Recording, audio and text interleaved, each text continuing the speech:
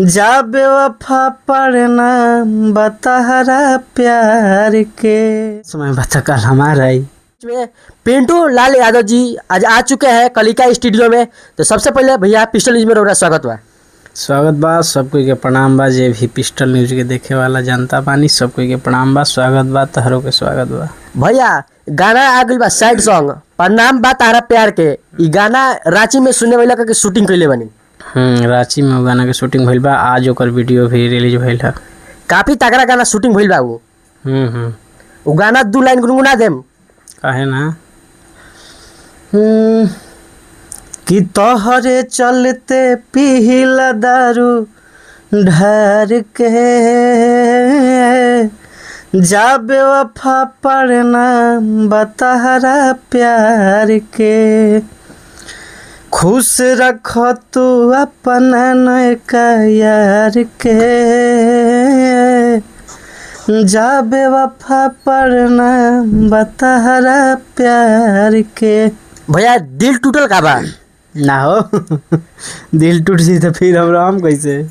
तो ई side song हाथ ना बढ़िया गा देनी। अरे तो गावही के कामे बड़ुए ना गावल जी तो कैसे काम चली। लव भइल बा कि ना अभी तक ले? ना ये सब में हम ना पड़ेला, थोड़ा ये सब से दूरी बना के रखीला। अच्छा तो रौरा का उम्मीद बा? दर्शक पूछतन जा कि पिंटू लाल यादव जी के कबले शादी ब्याह होई? अरे अभी शादी ना होई, अभी कौन साल उम्र होता है, अभी टाइम बा। उम्र कितना होता है भैया? अभी कहाँ 21-22 साल होता। 21-22 साल का उम्मीद बा कि लव मैरिज होई शादी के अरेंज मैरिज? वही जो बता दिया कौन मैरिज होई। अच्छा अभी कलिका स्टूडियो में आज आरा में आ चुकल बनी। आज कौन गाना के रिकॉर्डिंग हुई लखा? आज तो 5-7 गो गाना के रिकॉर्डिंग भइल है और पहले भी 20-25 गो गाना गवा गइल बा लगन खातिर स्पेशल। अब दिल जान से प्यार किए थे खेसारी लाल यादव से, जो छापरा विधानसभा क्षेत्र से चुनाव लड़े थे। बाकी फिर भी खेसारी लाल यादव चुनाव हार चुके हैं। क्या आपको दुख है? अरे तो दुख तो रही न भाई, जब हार जी है तो दुख तो रहबे न करे। लेकिन होला जे जौन लड़का पढ़ेला उहे परीक्षा दी तो पास हुई चाहे फेल हुई। और रोड पर गाड़ी चलत ऐसा तो एक्सीडेंट कहियो करबे करी।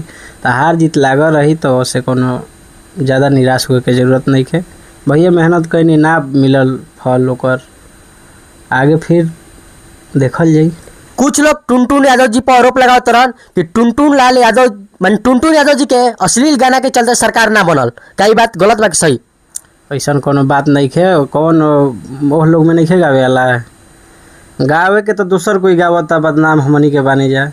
गावे वाला दूसर समाज से बाने आदमी। जौन है गाना एगो गवाई रहे हो कौन दो गईले रहे कि आरजेटी अतऊ तो कादो होतऊ काटा निकलतऊ। ये सब हमनी के समाज के लड़का के गावले ना हो, दोसर समाज से गा के हमनी बुनिहार समाज के लड़का गाया था। हाँ तो बदनाम हमनी के बा।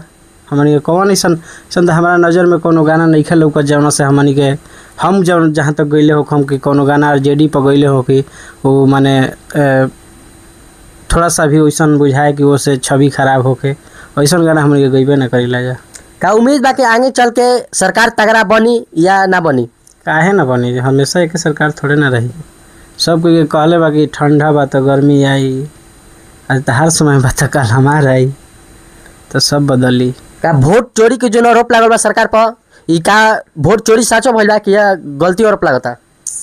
अब देखिए अब तो ये सिस्टम बताई हमन के का बता सकिले जा।